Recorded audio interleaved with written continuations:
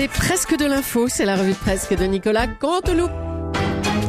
Et c'est notre ami Marc-Olivier Fogiel qui est avec nous ce lundi. Bonjour Marco pour l'équipe. Bonjour. Bonjour. Ravi d'être avec vous ce matin. Bonjour Bruce, Julie, Laurent, Nikos, tout le monde est là. Bonjour à tous. Et vous le savez, vous l'avez dit, c'est le nouvel an chinois. Et oui. On rentre dans l'année du dragon, ma chère Julie. Donc on souhaite une très bonne année à tous nos auditeurs chinois qui ne nous écoutent pas, puisque Bruce, vous le savez, Bruce Toussaint s'obstine. Il ne veut pas faire l'effort de parler chinois. On pourrait avoir 1 milliard d'auditeurs. Eh ben non, Bruce, il fait un blocage. Bruce, il faut faire un effort. Vous seriez un animal sacré là-bas. Vous arrêterez de vous faire traiter d'ours. On vous traiterait de panda. Eh oui. Allez, bonne année dragon chez nous sur Europe 1. Vous le savez, depuis septembre, vous l'avez compris, c'est l'année de l'ours. Allez, fuite des cerveaux. Michael Vendetta, vous l'avez entendu, a promis de quitter la France si François Hollande était élu. Ça me rappelle rien. C'est certainement en tout cas la meilleure proposition de la campagne des socialistes. Michael Vendetta, le candidat de La Ferme. Un programme qui lui colle à la peau décidément. Quand il parle, on a envie de lui dire La Ferme. Pour une fois, on a envie de l'écouter. Autant quand Noah dit je quitte la France si Sarko est élu, c'est regrettable. Autant là, ça vaut quand même le coup. Allez, tant pis, je sais, je redéclenche une fuite des cerveaux. On va perdre Michael Vendetta, mais moi je vote Hollande. Proposition de François Hollande, le candidat socialiste a promis de bloquer le prix de l'essence. Et il a promis, et on peut lui faire confiance. Parce que hier, vous avez pas vu, il a déjà réussi à bloquer le sourire de Ségolène Royal et de Martine Aubry. Ça faisait la gueule au premier rang, ça souriait jaune, je sais pas si vous avez vu. Bon, il faut qu'il s'y fasse, François, de toute façon, il n'aura pas mieux en sourire pendant toute la campagne, ça c'est sûr. Vœux en Outre-mer, le 22 janvier, hier, Nicolas Sarkozy continue de nous fêter la bonne année, la souhaiter la bonne année. Je m'empête dans la phrase, là je me suis empêtré dans la phrase. Alors Marco, hier, le 22 janvier, il a souhaité la bonne année. Encore une fois, les vœux c'est sympa, bon d'accord, le 1er, le 2 c'est bon, le 3 on le fait pour être poli, mais le 4 janvier ça devient agaçant. Alors là, le 22 janvier, on n'en peut plus. On n'a qu'un seul vœu pour l'outre-mer, c'est d'y aller. Allez, une petite délocalisation d'Europe 1 à Fort-de-France. Ça nous change, c'est sympa, ça Bruce. J'aimerais bien, ouais. Excellent.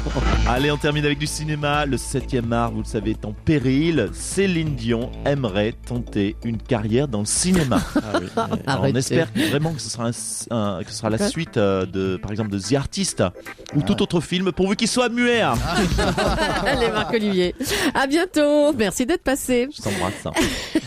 Il est avec nous de retour de Guyane, Monsieur Sarkozy. Bonjour, Monsieur le Président. Oui, bonjour. Alors, racontez-nous comment vous avez vécu le buzz provoqué par le discours de François Hollande hier. Un buzz de quoi? Je ne comprends pas de quoi vous parlez. Oui, si. Ah non, écoutez, moi j'étais en Guyane, on n'a pas entendu parler de buzz, on n'a entendu rien là-bas, on n'a entendu de rien parler de... Mais je peux vous dire que personne ne connaît ce monsieur Hollande. Écoutez, il n'y a pas eu un mot sur son discours, pourtant, je peux vous dire qu'ils sont au courant là-bas, tous les pygmées, ils communiquent même avec les arbres, c'est vous dire s'ils sont au courant de tout. Fini, oui. Donc vous n'êtes pas jaloux en fait, vous n'êtes pas jaloux de la couverture médiatique dont a bénéficié François Hollande et son meeting. Écoutez, couverture, mais moi aussi j'ai fait une super couverture médiatique. Surtout grâce à mon voyage en pirogue. J'étais en direct sur Kourou TV. J'ai même eu oui, monsieur Cabral, j'ai même eu une interview dans Amazonie Matin. J'ai fait la couverture de Rameur Magazine. On sent que ça vous a plu ce petit voyage en Guyane. Écoutez, j'ai reçu en tout cas un accueil chaleureux. C'est vrai que je ne sais pas, une sensation...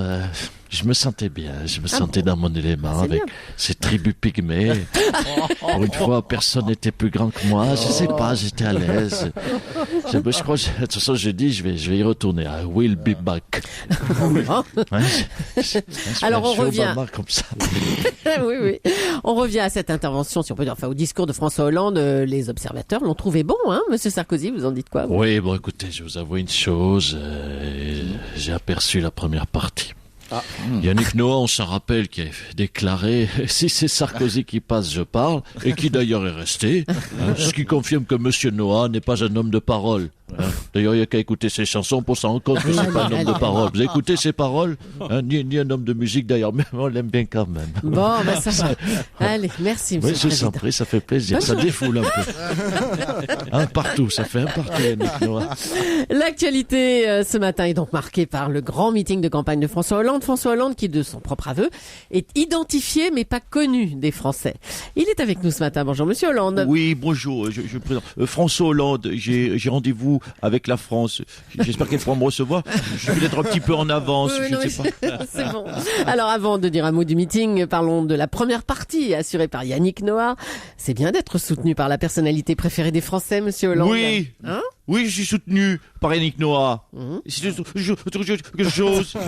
autre chose que d'être soutenu par Faudel ou Mireille Mathieu. Allons-y. Et en disant cela, je ne vise personne, vous avez compris. Yannick Noah qui avait dit, je le rappelle encore une fois, si Sarkozy est élu, je quitte la France. Et bien au final, il est resté. Ça prouve que Yannick Noah a l'étoffe d'un homme politique. Il peut faire des promesses devant la France entière et ne pas les tenir. Eh bien, je dois à Yannick Noah ce refrain. J'aime les gens, pas l'argent. Oui, j'ai emprunté son parolier pour cette partie de mon discours. J'aime les gens, pas l'argent. Oui, bon, très bien. Oui, Monsieur Hollande. Oui, d'accord. Pas l'argent. Oui. Monsieur Hollande. Pas l'argent. Allez, Monsieur Hollande, on revient sur le mot-clé de votre discours. L'égalité. Vous l'avez dit, je ne me poserai en tant que président qu'une seule question. Est-ce que ce que l'on me propose est juste? Oui. Oui, Madame Julie. Monsieur Cabrol, je veux que tout ce que je ferai en tant que président, oh là, j'ai perdu ma voix. Je veux que tout ce que je ferai en tant que président soit juste.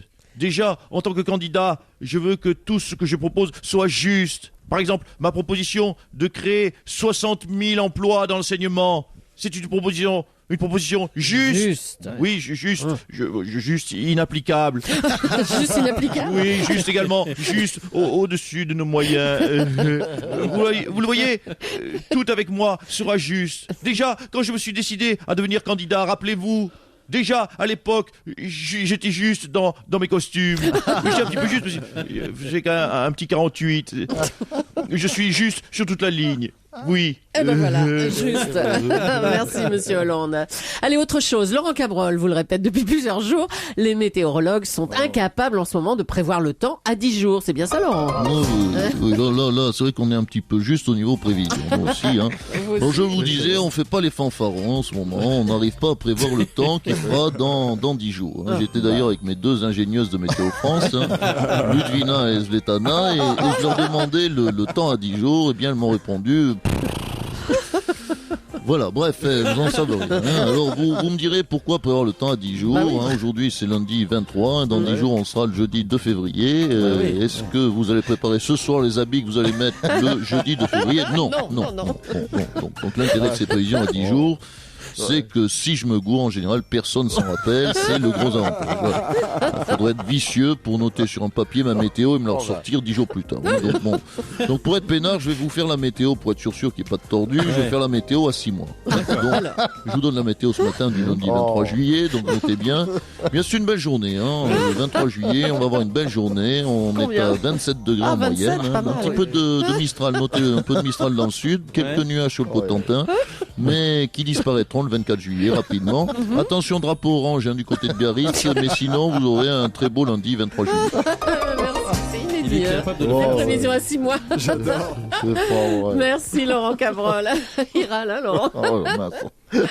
Et puis on a vu les images tout le week-end. Donc Nicolas Sarkozy était sur une pirogue en Amazonie à la rencontre des Amérindiens de Maripasoula. Ah bah tiens, ça m'aurait étonné. Nicolas Sarkozy, bienvenue dans Rendez-vous en terre inconnue. Nicolas Sarkozy, vous avez fait 20 heures d'avion, 16 heures d'hélicoptère, 3 heures de pirogue et 20 mètres à cloche-pied pour rencontrer une tribu d'Amazonie. Je vais vous dire, Frédéric Lopez, c'est très émouvant d'être là. C'est qui ce grand monsieur qui s'approche avec son pagne et ses plumes dans la tête là? Ce grand monsieur, comme vous dites, c'est le chef de la tribu des Pygmées. Il s'appelle Tukuba. Les Pygmées. Oh là, c'est... Mais pourquoi il est plus grand que moi, lui là? Il a des talonnettes ou quoi? Donc, comme vous pouvez le constater, Tukuba est pieds nus. Oh là là. Et comme vous pouvez le sentir aussi. Nous vous avons emmené chez les Pygmées car vos conseillers en ont assez de toujours faire des castings pour trouver des gens plus petits que vous lors de vos déplacements.